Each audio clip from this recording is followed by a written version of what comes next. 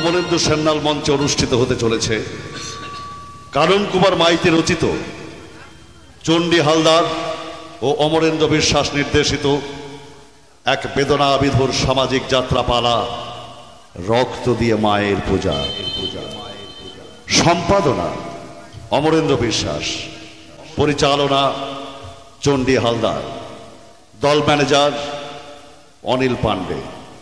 শ্রেষ্ঠাংশে অভিনয় করবেন চণ্ডী হালদার, কুমার বাসুদেব, পুতুল হালদার, সুরজিৎ জোয়ারদার, মুন্না চক্রবর্তী ও একটি বিশেষ চরিত্রে অভিনয় করবেন অমরেন্দ্র বিশ্বাস। তৎসহ বাবুল চক্রবর্তী, মিঠু মণ্ডল, অপূর্ব প্রামাণিক, রোহিতোষ বিশ্বাস, সৌরভ মণ্ডল, ঝুম্পা পাল, হীরেন পাণ্ডে, অসীম বিশ্বাস, নির্মল সরকার, প্রসেনজিৎ হালদার, অর্ধেন্দু বিশ্বাস, ভোলা ঢালি এবং কণ্ঠসঙ্গীতে ষষ্ঠী বিশ্বাস। শুরু হলো রংধনু নাট্য সংস্থা পরিবেশিত আজকের যাত্রা অনুষ্ঠান রক্ত দিয়ে মায়ের পূজা।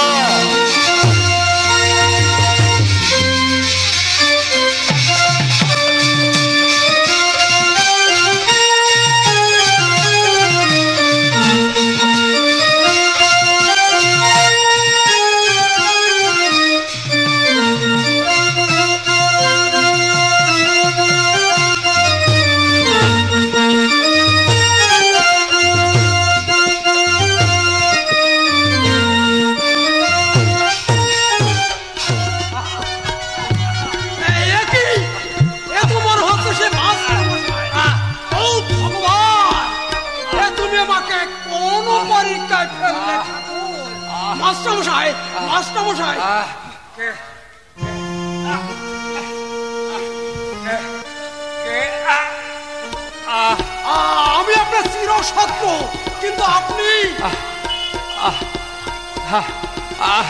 তুমি কে কে আমি আমি কোথায়? আচ্ছা আচ্ছা গাড়িটা ওইভাবে আমাকে ধাক্কা মারলো কেন? আমি আপনার চিরশত্রু, কিন্তু আপনি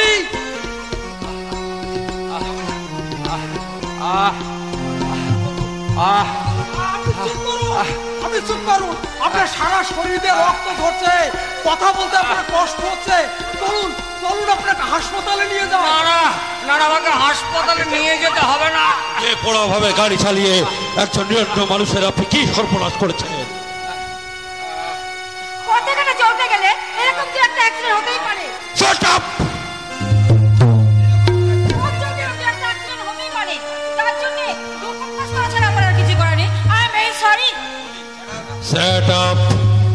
বেপরোয়াভাবে গাড়ি চালিয়ে একটা মানুষকে মৃত্যুর মুখে ঠেলে দিয়ে আপনার মনে এতটুকু অনুশোচনা নেই?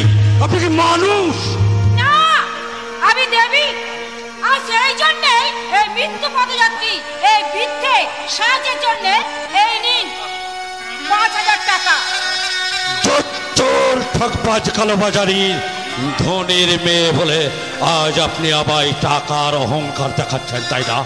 এই নিন ধরুন, এতে ১০,০০০ টাকা আছে। আর এই টাকার বিনিময়ে আমি আপনার ডান হাতটা কেটে নেব। ধরুন। না বাবা না, ও কাজ তুমি করো না বাবা। তোমার মতো ছেলের ও কাজ মানায় না। শোনো বাবা, তুমি ও কাজ করো না। আমি ওর হয়ে ক্ষমা চেয়ে নিচ্ছি। আপনি চুপ করুন। ওনার অনুগ্রহে আপনাকে একটা কথা আমি শেষবারের মতো স্মরণ করে দিতে চাই। ৫,০০০ টাকার মূল্য যদি একটা মানুষের জীবনের হয়, তাহলে আমি ১০,০০০ টাকার বিনিময়ে আপনার একটা হাত আমি কেটে নেব।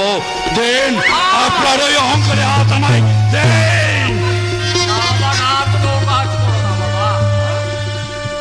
যান, আপনি ওই মহাপুরুষের অনুগ্রহে আজ আমার হাত থেকে বেঁচে গেলেন। ওনার পায়ে ধরে আপনি ক্ষমা চেয়ে নিন। কিন্তু বাবা, এনাকে তো এখনই হাসপাতালে নিয়ে যাওয়া দরকার। সারা শরীর থেকে রক্ত ঝরছে এই অবস্থায়। আমি এক্ষুনি ওনাকে হাসপাতালে নিয়ে যাচ্ছি জগন্নাথ বাবু। আমি একটা কথা বলবো বাবা? হ্যাঁ বলুন। আমার রিক্সা আছে, সেই রিক্সায় করে আমি না হয় না, আপনার মতো অহংকারী ঠকবাজের গাড়িতে অন্তত উনি চড়বেন না। উনি দরিদ্র হতে পারেন, কিন্তু ওনার আত্মসম্মান বোধটা অন্তত দরিদ্র নয়। চলুন চলুন জগন্নাথ বাবু, আমি আর আপনি ওনাকে আপনার রিক্সায় তুলি। আসুন আসুন মাস্টার মশাই।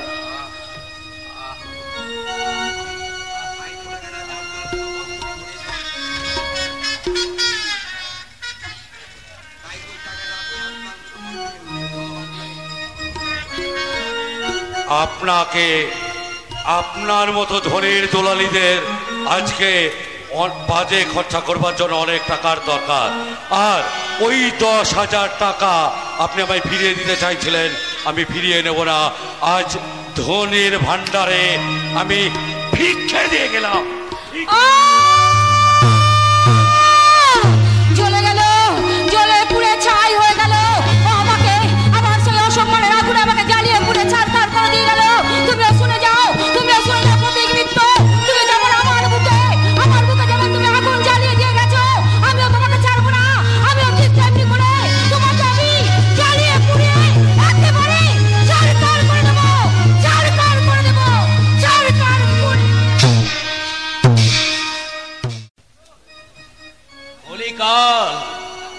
কাল এটা তো বেশি ভালো নয়, তবু এই যুগের মানুষের মুখে শোনা যাচ্ছে রাধা রমণ শ্রীকৃষ্ণের বাঁকা হাসি। কিন্তু আমি হাসতে পারছি না কেন?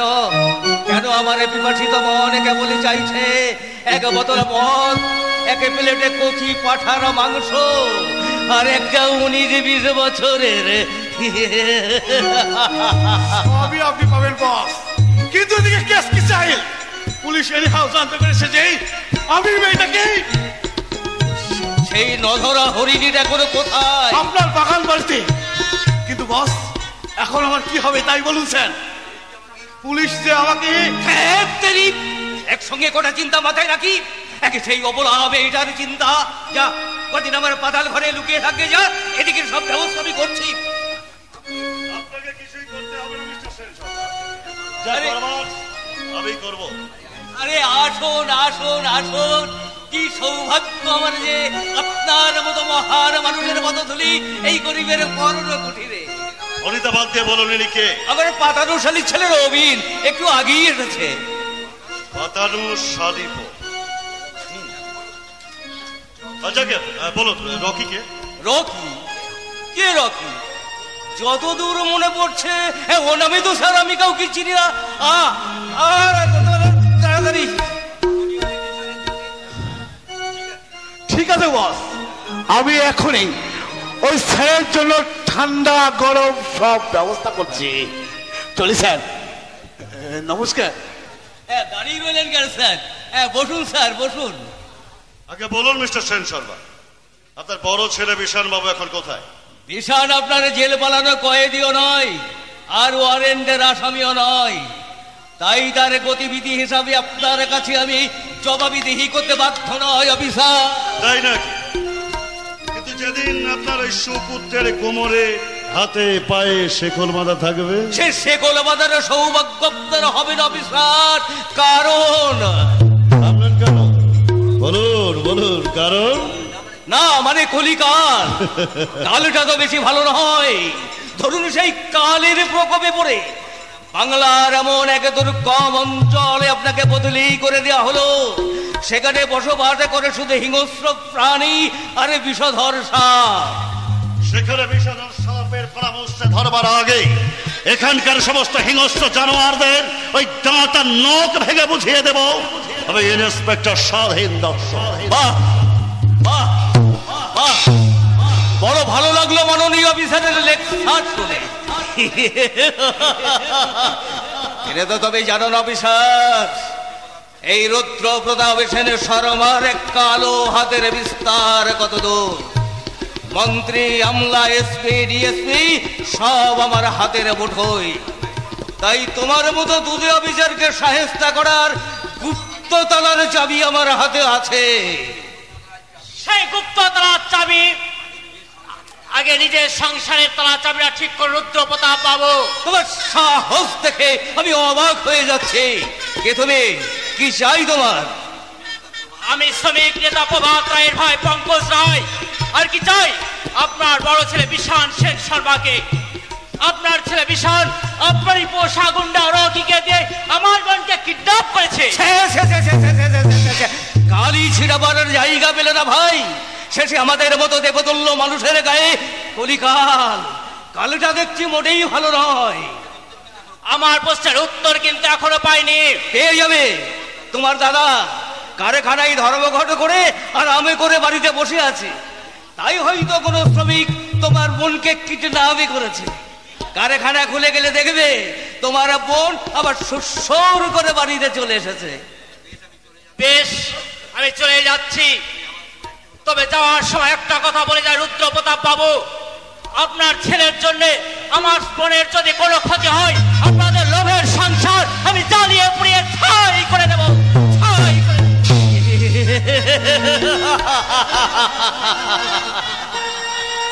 কলিকাল, কালটা তো বেশি ভালো নয়। তাই এই যুগের মানুষের মনে শোনা যাচ্ছে রাধা রমন সেই শ্রীকৃষ্ণের হাসি। আমাকে বাঁচাবে আমার কোটি কোটি টাকা নামক ভগবান। তাই ওই পাগলা কুত্তার স্বরূপ জনগণ, পুলিশ প্রশাসন, আমি কাউকে ডরাই না। টাকার জোরে আমি ছিনিয়ে নেব এই সমাজের সুখ শান্তি আর যৌবন ভরা নারীর উষ্ণ পরশ। সেই উষ্ণ পরশ এখন নিশ্চিন্ত গ্রহণ করতে পারেন বস, কারণ আপনার এই পথের কাটা তাকে আমি দাঁত দিয়ে উপড়ে দিয়েছি। তার মানে ওই সালা পুলিশ অফিসার যখন আপনার সঙ্গে কথা বলছিল, আমি ওই গাড়ির ব্রেকটাকে ছুটে দিয়েছি। তাহলে তার কিছু সময়ের মধ্যে ওই সেটা কাল ভুজঙ্গ গাড়ি অ্যাক্সিডেন্ট করে মায়ের মুখে চলে যাবে। রকি রকি রকি তুই আগে বলবি আমার কে ছিলি রে রকি? তোকে আজ একটা কচি মুরগি আরে 10,000 টাকা দেবো, ওগুলোকে নিয়ে তুই সারা রাত ধরে স্ফূর্তি করবি।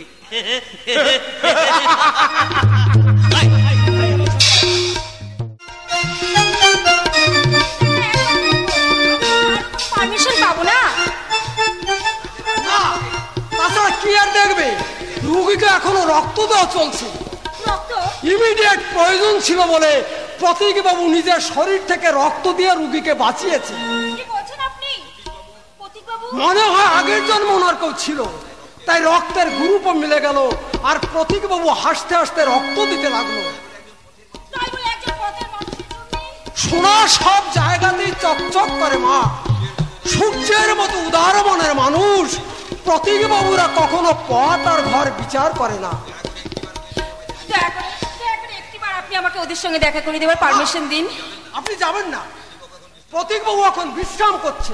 তাছাড়া উনি চান না যে আপনি তার সঙ্গে দেখা করুন। কিন্তু কেন?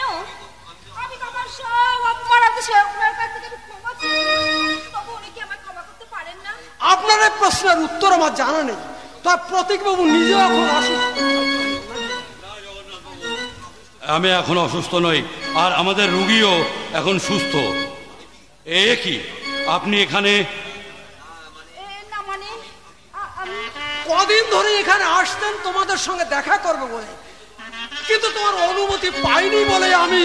পারমিশনটা না দিয়ে ভালোই করেছেন জগন্নাথ বাবু। হ্যাঁ, তোমরা তাহলে কথা বলো বাবা, আমি এখন। আপনি আসুন। কদিন বেশ আপনার কাজের অনেক ক্ষতি হয়ে গেল ওই মানুষটির জন্য। আমি তার হয়ে আপনার কাছে ক্ষমা চাইছি। তুমি কি বলছো বাবা? উনি পথের মানুষ আর আমিও তাই। ওনাকে তো ক্ষমা করা আমার কর্তব্য। কিন্তু শিক্ষিত ভদ্র সন্তান হয়ে আজ তুমি যা করলে তা আমার বুকে সারা জীবন লেখা থাকবে বাবা, সারা জীবন লেখা থাকবে। শুনুন, রোগী 12 নম্বর বেডে ভর্তি আছে, যদি ইচ্ছে হয় আপনি গিয়ে দেখা করে আসুন।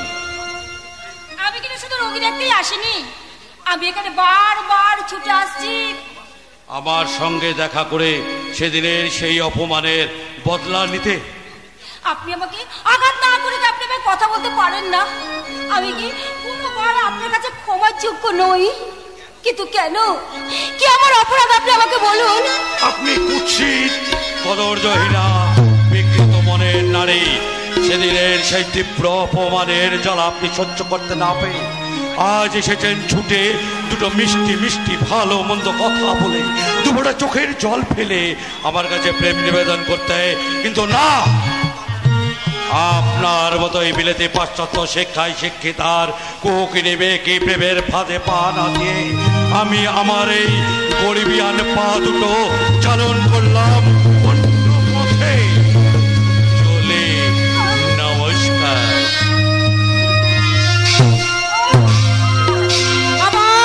আবার সেই অপমান, আবার সেই অপমান। তুমি ঠিক কথাই বলেছ।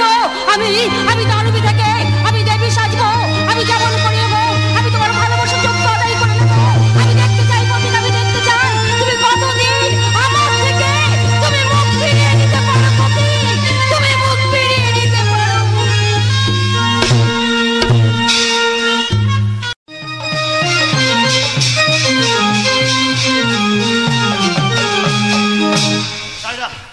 চাই না তোমাদের, আমি চাই না। তবু তবু তবু তোমরা আমাকে এইভাবে ধরে আছো কেন? কি চাই, কি চাই তোমাদের, কি চাই? তুমি কি আমাকে চিনতে পারছো না? আমি তোমার রচনা, সেই ছোট্টবেলা থেকে। দাদা, দাদা সত্যি কি তুমি আমাদের চিনতে পারছো না? কিন্তু কেন দাদা, কেন? ওই কোথায় আমার খোকা বাবু? কি হয়েছে তার? একে সাধুদা, তুমি এখানে কেন? আমি কোথায়? এরা সব কারা? বলো বলো না সাধুদা, এরা কারা? খোকা বাবু, আমার খোকা বাবু। সাধু কাকা, দাদা আমাদের চিনতে পারছে না কেন? সাধু কাকা, অ্যাক্সিডেন্ট হবার পর থেকে দাদাগুলো কেমন বদলে গেছে। আমার খোকা বাবু বদলে যায়নি বাবা, বরং সে তার আসল রূপ ফিরে পেয়েছে। আসল রূপ? তাহলে স্বাধীনদার পরিচয় কি? ওর বাবা মা কোথায়? সব খবর শুনলি তোমাদের এই 3 ভাই বোনের মধুর সম্পর্ক, তাই তো অবিশ্বাসের অন্ধকারে হারিয়ে যাবে। সাধু কাকা, তাহলে তাহলে আমার বাবা মা? তাহলে শোনো, তোমার বাবা ছিলেন এই পলাশডাঙ্গা হাই স্কুলের হেডমাস্টার। একদিন স্কুলের কি একটা ঘটনাকে কেন্দ্র করে স্কুলের সেক্রেটারি দল গুন্ডা নিয়ে এসে তোমার বাবা মা আর ভাইয়ের উপর অত্যাচার শুরু করলো। ঠিক তখনই আমি স্কুল থেকে তোমায় নিয়ে ফিরছিলাম, হঠাৎ শুনতে পেলাম গিন্নিমা চিৎকার করে বলছে, সাধুদা, খোকাকে নিয়ে তুমি যেখানে খুশি পালিয়ে যাও, বাড়িতে নর রাক্ষস এসেছে, তুমি পালিয়ে যাও। বিদিক বিদিক জ্ঞান শূন্য হয়ে তোমাকে কোলে নিয়ে ছুটতে শুরু করলাম। তোমাকে বাঁচাতে যখন আমি প্রাণপণ ছুটে চলেছি, ঠিক তখনই পিছন থেকে একটা গাড়ি এসে আমাদের সজোরে ধাক্কা মারলো।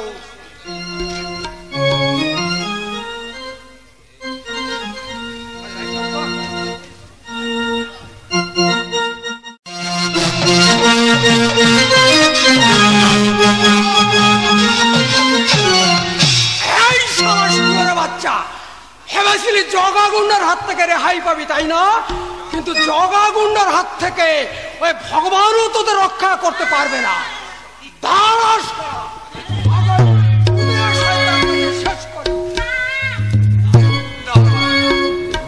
না, ও কাজ তুমি করো না জগা ভাই। আমারই খোকা বাবুকে তুমি বাঁচতে দাও। এই জগা গুন্ডার প্রাণে দয়া মায়া মমতা বলে কিছু নেই। বসের কথা মতো ওই কুত্তার বাচ্চাকে আমি শেষ করবই। শিশুটাকে তুমি খুন করো না, প্রয়োজন হলে তুমি আমাকে শালাটাই ফেললো তো, শালা মাস্টারের বাচ্চাটা। যদি তোমার ছেলে হতো তাহলে পড়তে পড়তে জগা ভাই এই দূরের সুরার বুকে হিংসার ছুরি বসাতে। সাধুচরণ, তুমি গুন্ডায় হওয়ার ডাকাতি হও, তোমার বাড়িতে নিশ্চয় বউ ছেলে আছে। মনে করো না এই স্বাধীন তোমার আর একটা ছেলে। ভগবান, তুমি আমাকে কোন পরীক্ষায় ফেললে? এই পরীক্ষায় তোমাকে উত্তীর্ণ হতেই হবে। প্রয়োজনে তুমি আমার জীবন নাও, তবু আমার কোকা বাবুকে তোমাকে বাঁচাতেই হবে।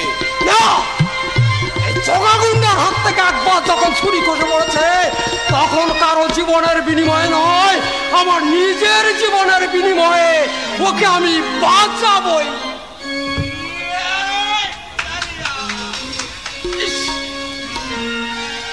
মাথা থেকে অঝরে রক্ত পড়ছে, তার উপর জ্ঞান হারিয়ে ফেলেছে। তাহলে কি হবে জগা ভাই, আমার খোকা বাবু? কোনো চিন্তা নেই সাধুচরণ, এতদিন জগাগুন্ডা শুধু প্রাণ দিয়েছে, এবার প্রাণ দিয়ে সে তার মহাপাপের প্রায়শ্চিত্ত করবে। তুমি এসো আমার সঙ্গে। একে নিয়ে আমি উল্কার বেগে ছুটে চললাম হাসপাতালের পথে।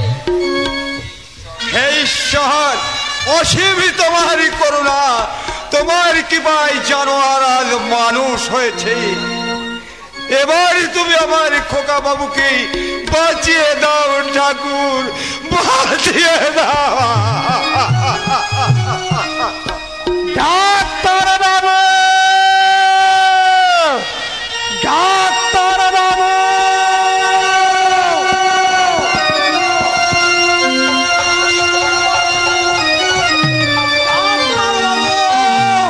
একবার তাড়াতাড়ি আসুন, আমার ছেলের অবস্থা খুবই খারাপ। ডাক্তার বাবু, ডাক্তার বাবু। কি হয়েছে? আপনি এত চিৎকার করছেন কেন?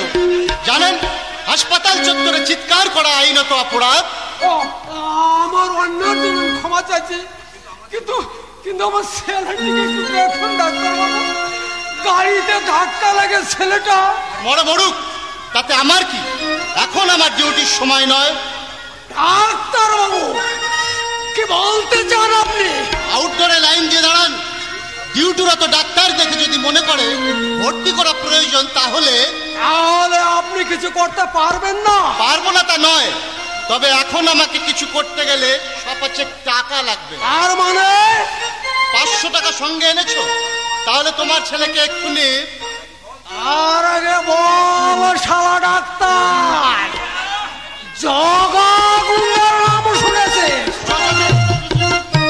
জগা, জগা, আর আমি সেই জগাগুন্ডা।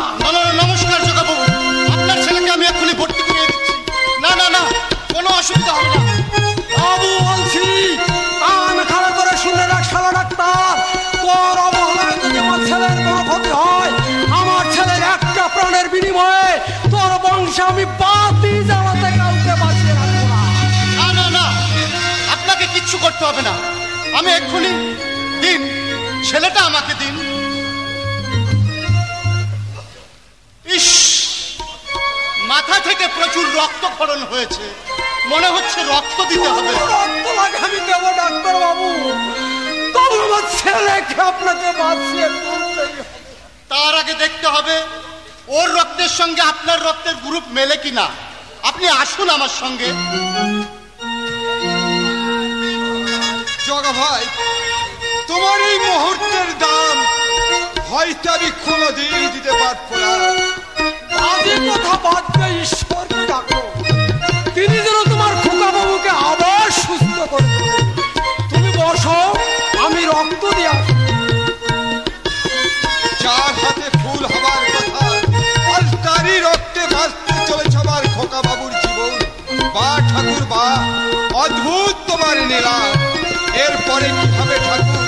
আগামী দিনে আমার খোকা বাবু তার বাবা মায়ের চরম নির্যাতনকারীর ওপর প্রতিশোধ নেবে, না জীবনদায়ী রক্তের ঋণ শোধ করবে? আগামী দিনে সেটা তোমার খোকা বাবু ঠিক করবে। এখন আমাদের কর্তব্য আমরা করে যাই। জগা ভাই, তোমার রক্ত মিলে গেছে সাধুচরণ, তাই তো আমি এইমাত্র রক্ত দিয়ে এলাম। জগা ভাই আমার খোকা বাবু শীঘ্রই সেরে উঠবে, কিন্তু স্মৃতিশক্তি হারিয়ে আপনজনদের চিনতে পারবে না।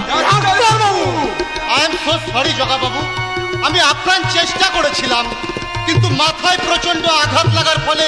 তাহলে কি কোনোদিন স্মৃতিশক্তি ফিরে পাবে না ডাক্তার বাবু? আবার যদি কোনো দুর্ঘটনায় এমনি আঘাত পায়, তাহলে হয়তো পূর্ব স্মৃতি ফিরে পেলেও পেতে পারে। সেটা নির্ভর করছে সম্পূর্ণ ঈশ্বরের উপর, সম্পূর্ণ ঈশ্বরের উপর। আজ আমি আসি সাধুচরণ, পরে এসে তুমি তোমার খোকা বাবুকে নিয়ে যেও। না জগা ভাই, তুমি তোমার নিজের ছেলেকে ফেলে যাবে কোথায়? আজ থেকে ও তোমার ছেলে হয়ে তোমার বাড়িতেই থাকবে। আমি বরং মাঝে মাঝে এসে আমার খোকা বাবুকে আমি দেখে যাব। বেশ, তবে তাই হোক। সাধুচরণ, তুমি আমার চেয়ে বয়সে অনেক বড়, তাই তোমার পায়ে হাত রেখে আমি প্রতিজ্ঞা করছি, তোমার খোকা বাবুকে উপযুক্ত মানুষ করে গড়ে তুলতে প্রয়োজন হলে আমি বড় বইব, রিক্সা চালাবো। তবে আমার বাপের রোজগারের অন্ন আমি তার মুখে তুলে দেবো না। আমার জীবন দেহকে আমি বর্মের মতো ঘিরে রেখে আমি করে যাব আমার মহাপাপের প্রায়শ্চিত্ত, মহাপাপের প্রায়শ্চিত্ত।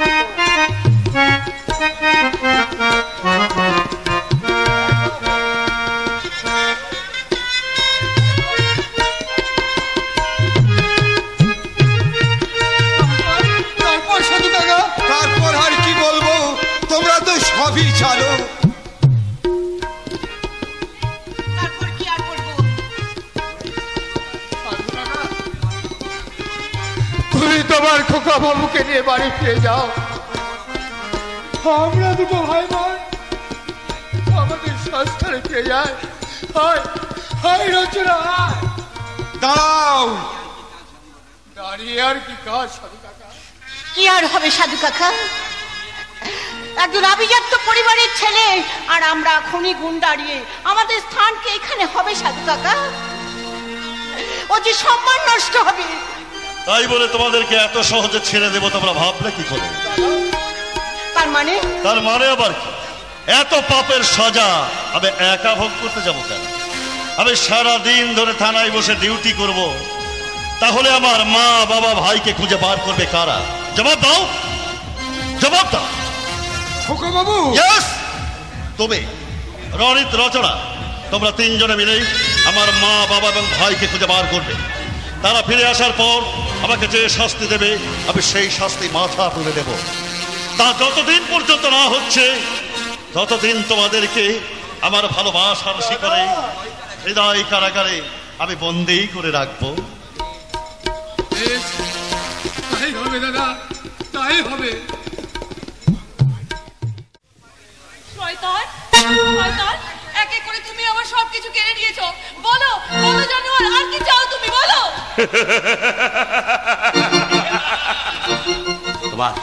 তোমার সবটুকু মধু যে কোনো পুরোয়নি ডার্লিং।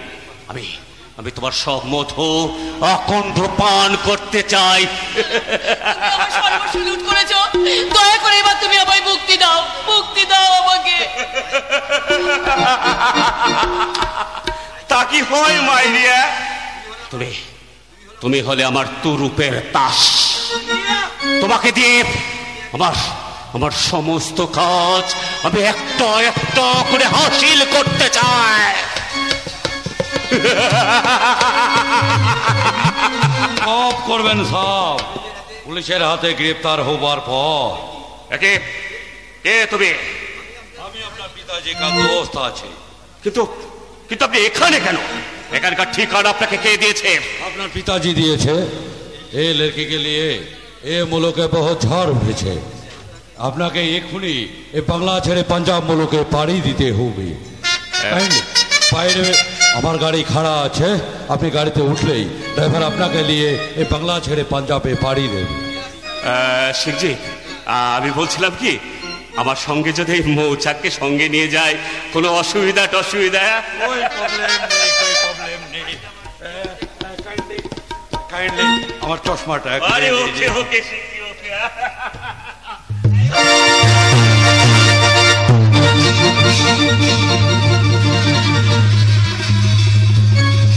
শালা শুয়োরের বাচ্চা, তুই আমার বাবাকে কিনেছিস, তুই আমার দাদাকে কিনেছিস, আমার সোনার সংসারটাকে ছাড়খাড় করে দিয়েছিস। আপনি কে দাদা?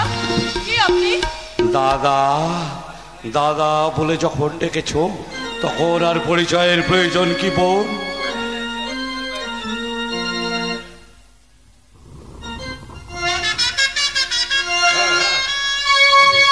তোমাদের বাগান বাড়িতে পৌঁছে গেছি, বুঝলে? তুমি খুব তাড়াতাড়ি চলে এসো। আপনি কাকে ফোন করলেন দাদা? আনন্দকে। আর শোনো, আনন্দ কিছুক্ষণের মধ্যেই এখানে চলে আসবে, আর আনন্দ পৌঁছলেই তুমি আনন্দকে সঙ্গে করে নিয়ে গিয়ে এই থানায় কেস রুজু করবে। শ্লীলতাহানি, নারী হরণ ও ধর্ষণ, তারপর এই শালার যা বিচার করার আমি করে নেব।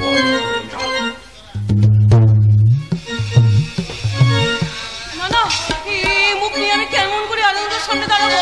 না না, তাই তো আর আসার আগে আমি অমর কাজটি করে না শোনা আমার। তুমি কি জানো না যে আত্মহত্যা মহাপাপ? না দেবতা, আরে সেই জন্যই তো বিছানে তোমাকে এটা করলেও আমি তোমাকে ত্যাগ না করে পরম আদরে গ্রহণ করব। এসো এসো আমার কাছে এসো। খবরদার আর এক পা আপনি এগোবেন না, খবরদার বলছি। তাই কি কখনো হয় সুন্দরী? কলিকা কালটা তো বেশি ভালো নয়, তাই ভগবানের আশীর্বাদে নিয়ে একেবারে যখন এগিয়েছি তখন আর পিছিয়ে যাওয়া সম্ভব নয়। এসো এসো আমার কাছে এসো।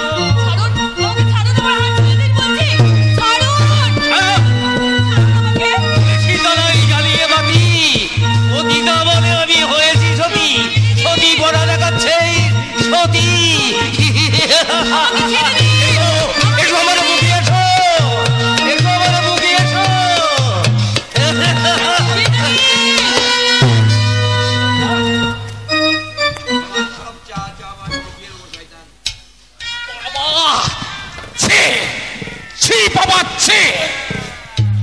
তোমাকে তোমাকে বাবা বলে ডাকতে আজ আমার ঘৃণা হচ্ছে।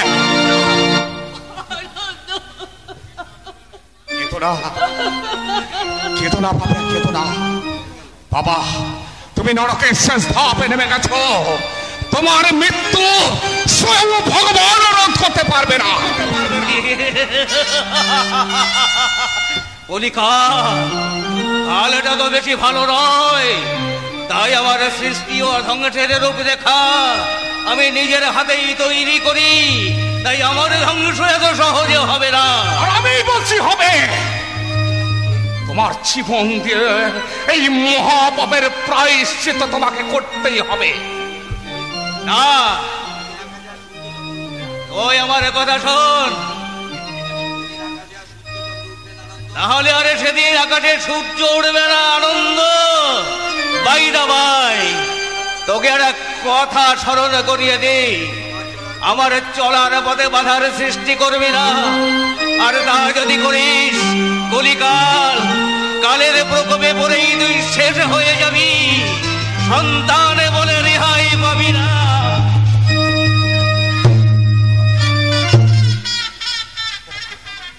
তোমাকে সান্ত্বনা তোমার মতো ভাষা আমার নেই পাপিয়া। এই এই সমাজ সংসারের বুকে আজ আমি একটা অভিশপ্ত জীব। চুপ করো আনন্দ, তুমি চুপ করো, চুপ করো। হ্যাঁ পাপিয়া, হ্যাঁ, এবার তোমাকে চুপ করে যেতেই হবে। যে পিতৃ পরিচয়, যে বংশ পরিচয় আজ আমি পেয়েছি, তাতে তোমাকে চুপ করে যেতেই হবে। তোমাকে তোমাকে বোঝানোর মতো ভাষা আমার নেই পাপিয়া। এখন এখন চলো পাপিয়া, আমি আমি তোমাকে তোমার দাদার কাছে পৌঁছে দিয়ে আসি। না না না, আমাকে ছুঁয়ো না। আমি যে অপবিত্রা, আমি যে অসহ্যি।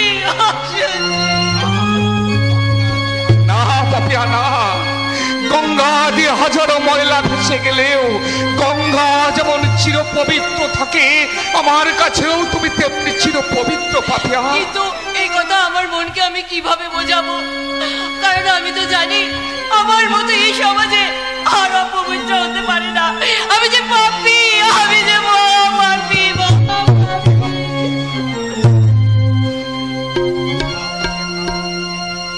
পাপ পুণ্যের ভেদাভেদ ভুলে হাসি কান্নার জগৎ সংসারে পায়ে পা মিলে গিয়ে যায় আমরা নব দিগন্তের পথে।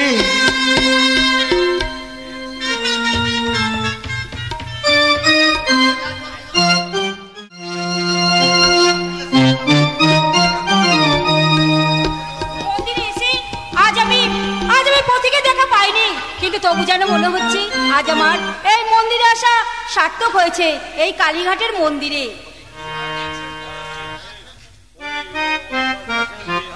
ওখানে 100 কোটি পেমেন্ট পেলে সঙ্গে সঙ্গে কিন্তু টাকাটা পাঠিয়ে দিবি। হ্যাঁ ঠিক আছে ঠিক আছে, কোনো ভয় করবি না, এ রাখছি। হ্যাঁ কি ব্যাপার, একেবারে বিচিত্র সাজে এখানে?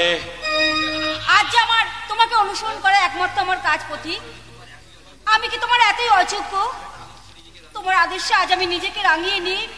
আজ আমি দানবী থেকে আজ আমি মানবী হয়েছি। তবুও আমি তোমাকে ভালোবাসতে পারবো না পামেলা, কারণ আমার হাত পা যে কঠিন কর্তব্যের শেকলে বাধা পড়ে আছে। তোমার সেই কর্তব্য পালনে আমি কখনো কোনোদিন বাধা দেবো না পথিক। শুধু শুধু তোমার ভালোবাসার সর্বলি আমাকে তোমার চরিত্র আমাকে একটুখানি আশ্রয় দাও পথিক, আশ্রয় দাও। না আমি তা পারবো না। সে দিতে পারে একমাত্র আমার গর্ভধারিণী মা, আমার হৃদয় মন্দিরে জাগ্রত দেবী মা। সেই দেবীর পূজায় ও সেই আমার মন প্রাণ সবকিছু আমি উৎসর্গ করে দিয়েছি।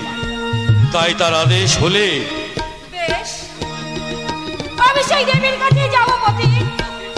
আমি চোখের জলে আমি তার পা ধুয়ে দেবো, তার পায়ে মাথা কুটে রক্তে আমি আমার শিকে রাঙিয়ে নেব। আর তা যদি তুমি পারো পামেলা, আমি এই দেবীর সামনে কথা দিয়ে যাচ্ছি মায়ের মন্দিরে আমিও তোমাকে ভালোবাসা দেব। হ্যাঁ, মায়ের অসম্মান, চোখের এই জল আর বুকের রক্ত দিয়ে তৈরি এই প্রতীক তার মায়ের আদেশ হলে সমুদ্র ঝাঁপ দিতে পারে, সে রক্তকুঞ্জে এবং অগ্নিকুঞ্জে ঝাঁপ দিতে পারে।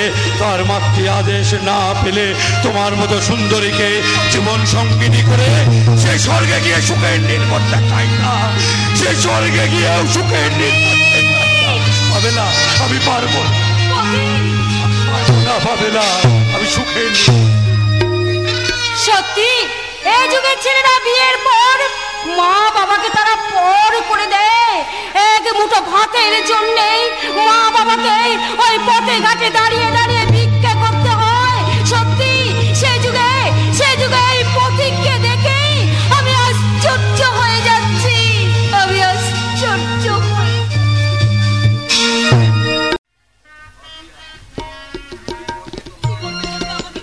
আমি তো মরতেই চেয়েছিলাম, কেন তোমরা আমাকে বাঁচালে? বলো কেন বাঁচালে? কেন তুই মরবি বল? তুই আমাদের সেই আগের পাপিয়ায় আছিস, কোনো অনুশোচনার গ্লানি নয়। তুই তোর মনকে শক্ত করব। পারবো না দাদা, আমি পারবো না, আমি পারবো না। পারতে তোকে হবেই রে বোন, অন্তত আনন্দের কথা ভেবে। আনন্দ কি তাহলে? পাপিয়াকে ভালোবাসে দাদা, তাই সে কথা দিয়েছি। কিন্তু দাদা, কোনো কিন্তু নয় রে বোন, কোনো কিন্তু নয়। ছোট্টবেলা থেকে পিতৃ স্নেহ দিয়ে তোদের আমি দুটি ভাই বোনকে মানুষের মতো মানুষ করে গড়ে তুলেছি। তোরাই আমার সন্তান। সেই পিতৃতুল্য পদ্মাকে স্পর্শ করে পথ তুই কথা দেবন যে তুই আর কোনোদিন। বেশ, আমি তোমার পা ছুঁয়ে কথা দিচ্ছি, যে মরমে দগ্ধ হয়ে মরলেও আমি আর কোনোদিনও আত্মহননের চেষ্টা করবো না দাদা, করবো না। এই তো আমার লক্ষ্মী বোনের মতো কথা। তুই যে আমার অনেক শোকের সান্ত্বনা রে বোন, তুই যে আমার দাদা। দাদা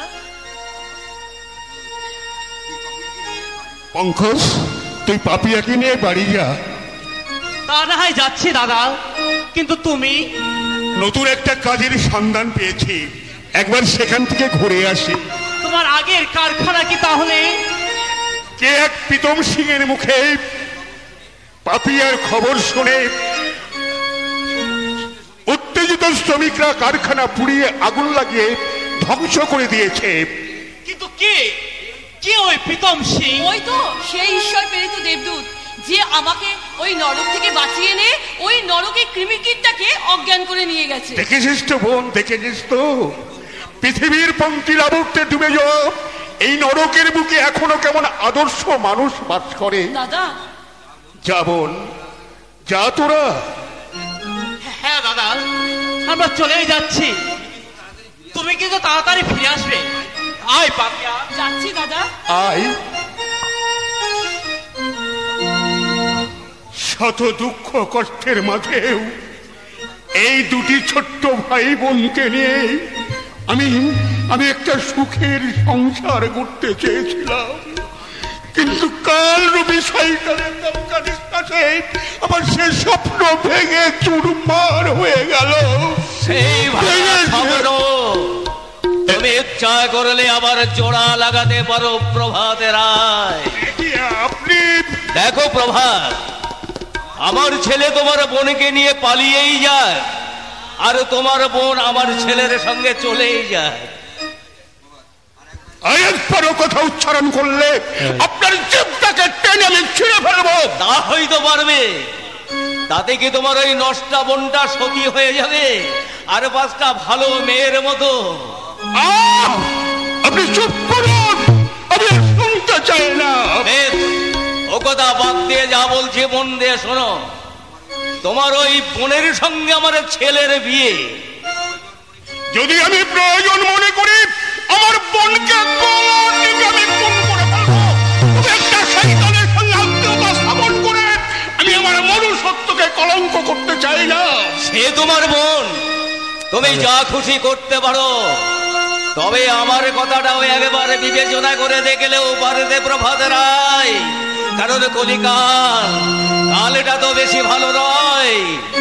তাই 16 কলায় পূর্ণ অসতী বোন ঘরের আকারে জ্বালায় একে দিনে বুঝবে প্রভাত রায়, মরে মে বুঝবে।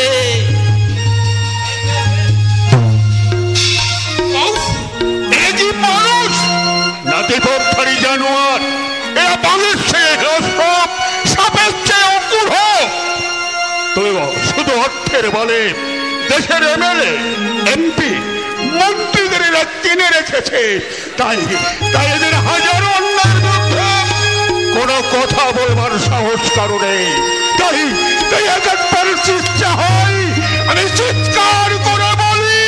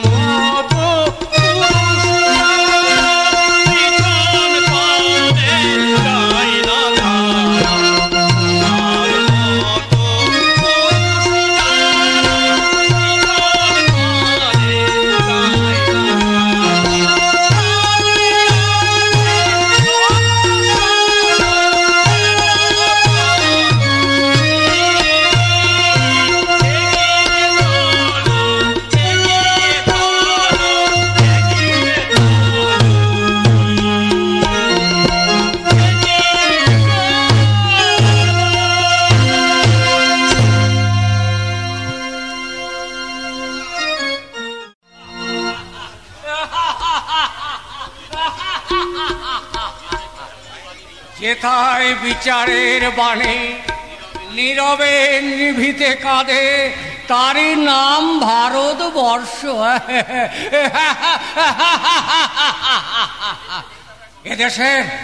এদেশের নেতারা গণতন্ত্রের গলায় পা দিয়ে প্রশাসনকে হাতের মুঠোর মধ্যে রেখে একদল সমাজ বিরোধীদের হাতে তুলে দিয়েছে ওই রিভলভার।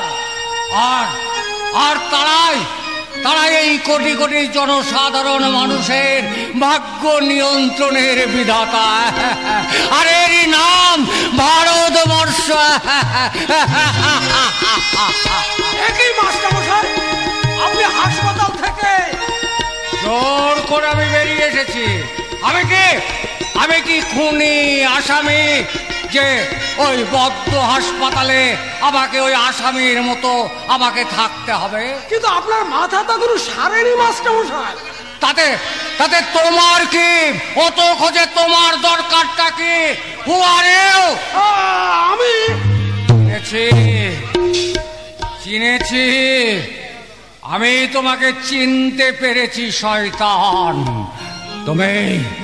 তুমি তো সেই মোহাম্মদ বেগ, ওই মির্জাফরের পুত্রের আদেশে, ওই মিলনের আদেশে এই বাংলার শেষ স্বাধীন নবাব ওই সিরাজউদ্দৌলার বুকে তুমি ছুরি বসিয়েছিলেন। না মাস্টারমশাই, তুমি তো মহাভারতের দুঃশাসন দুর্যোধনের আদেশে তুমি তো সতীলক্ষ্মী দ্রৌপদীর বস্ত্র হরণ করেছিলে। তোমাকে আমি সহজে ছাড়ব না শয়তান। তোমাকে হত্যা করে এই মহাভারতকে আমি করব।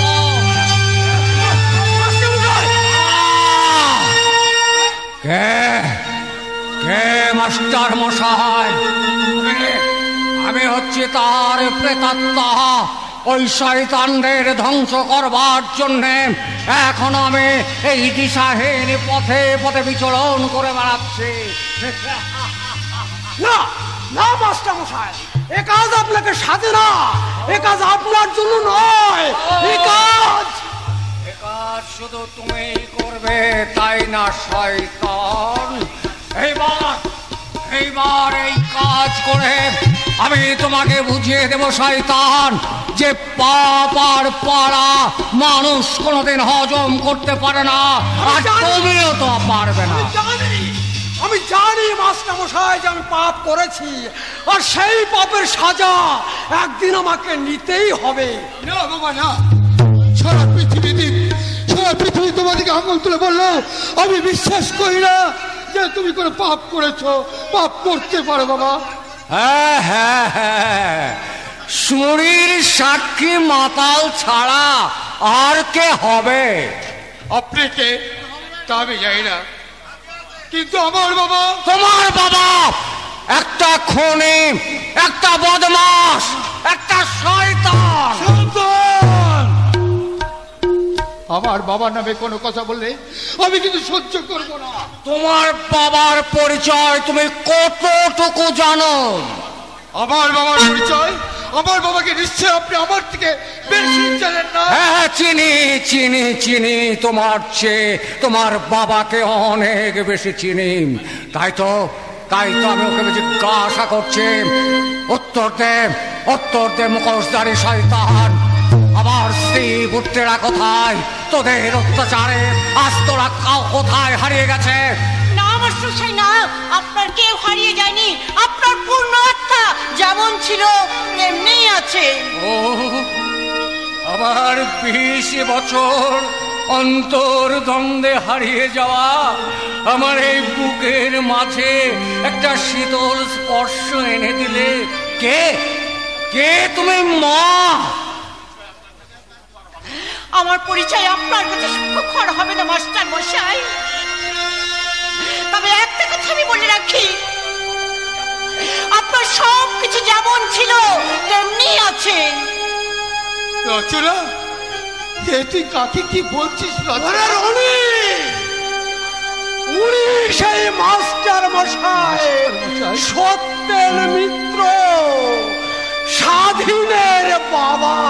স্বাধীন স্বাধীন স্বাধীন। আচ্ছা আচ্ছা আচ্ছা, তোমরা স্বাধীনকে কি করে চিনলে? স্বাধীন তোমাদের কে? স্বাধীন এখন কোথায়? আপনার ছেলে যেমন এই সমাজের এক গণ্যমান্য পুলিশ অফিসার মাস্টার মশাই। তা যদি তুমি কি বলছো মা? তুমি কি বলছো? আমার স্বাধীন বেঁচে আছে দীর্ঘ 20 বছর পরে পারবে আমার স্বাধীনকে দেখাতে? তা যদি পারো মা, তাহলে চিরদিন আমি তোমার কাছে ঋণী হয়ে থাকবো মা। আমার সমস্যা নেই, আপনি কি বলছেন? এই আমার কর্তব্য মাস্টার মশাই। তোমার কথায় আমি যেন আমার মায়ের কথার শীতল স্পর্শ পাচ্ছি মাস্টার মশাই। আমার অন্তর্দ্বন্দ্বে চলে যাওয়ার জীবনে আমার যেন একটা সুখের পরশ চলে এসেছে। মাস্টার মশাই চলুন, আমি আপনার ছেলের কাছে নিয়ে যাচ্ছি, আপনি চলুন। হ্যাঁ যাবো বই কি মা, আমি যাবো। মা গো মা, তুমি বোধহয় পূর্ব জন্মে আমার মা ছিলে মা। মাস্টার মশাই তাই তো এই বুড়ো ছেলের প্রতি তোমার এত মায়া মা গো। মা, যদি বেঁচে থাকি তাহলে তোমার এই ঋণ আমি নিশ্চয় পরিশোধ করব মা, নিশ্চয় আমি পরিশোধ করব। চলো মা।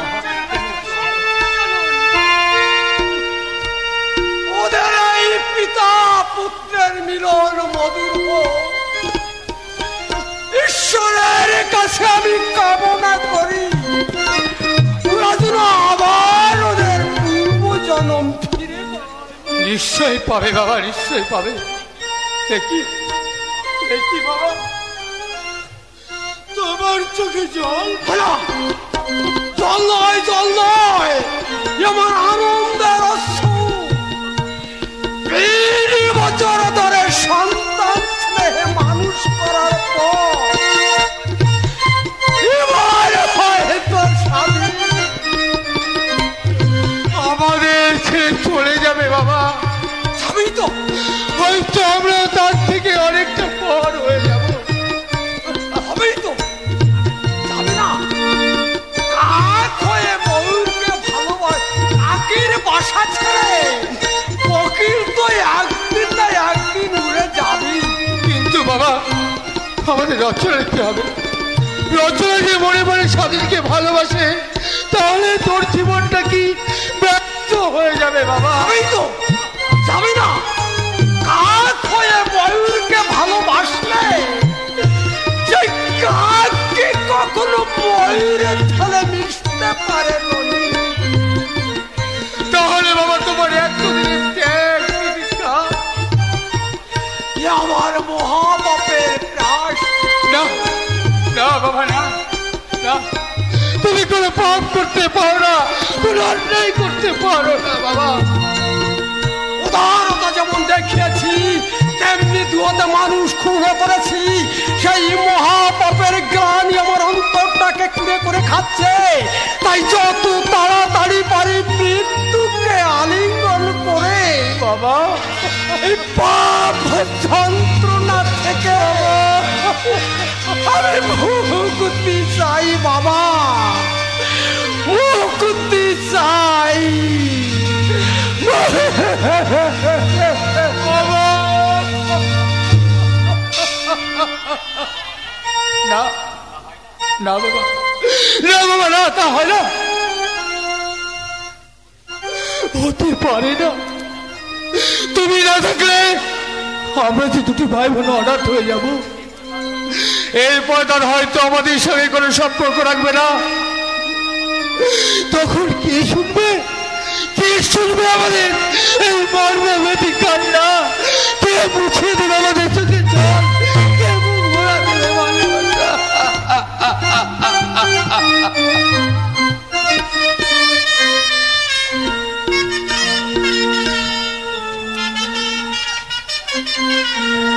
প্রতীক মিত্র,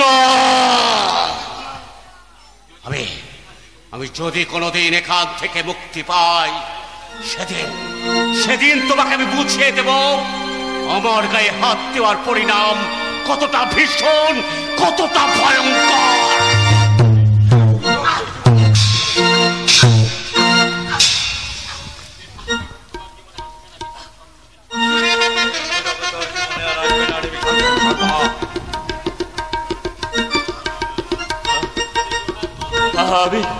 আমি চোরাত করছি, আমাকে ছেড়ে দাও। আমি আমার কাজের জন্য অনুতপ্ত, ছেড়ে দাও আমাকে। অনুতাপ?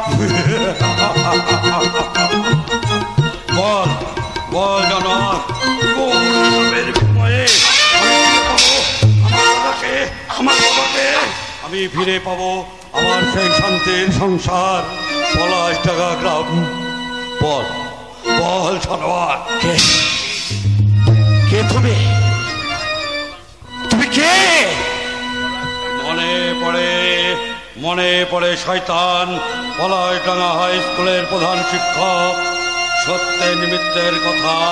সত্যেন মিত্র? হ্যাঁ হ্যাঁ। তাহলে তুমি কি?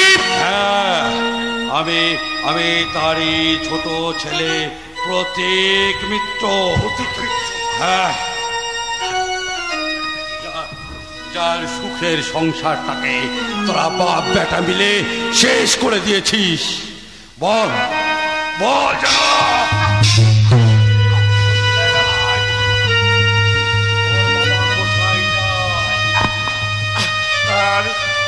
আমি জানি না, আমি সত্যি বলছি, কিচ্ছু জানি না। সত্যি করে বল, নাহলে তোর জিভটা আমি কেটে ফেলবো। বল বল।